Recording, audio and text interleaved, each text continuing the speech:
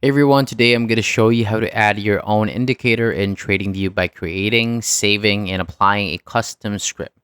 So this is useful if you want to use your own indicators instead of only relying on the built-in ones. So to begin, sign into your TradingView account and open any chart. Next, find the Pine editor by clicking the pine tree icon on the right side of the screen. And once the editor opens, paste your indicator script into the editing area. So in this example, a simple moving average script will be used. So after pasting the code, click the save button, enter a name for the indicator, then save it. So when that is done, add the indicator to your chart to make sure it loads correctly. And if everything is working, you should see the indicator appear on the chart.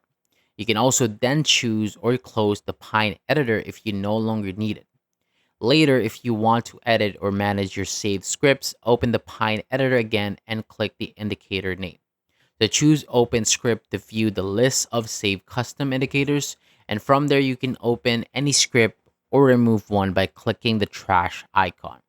You can also access save indicators from the indicators menu at the top of the chart. So that is all for today. Thank you so much for watching. For more videos like this, hit the subscribe button below and I'll see you on the next video.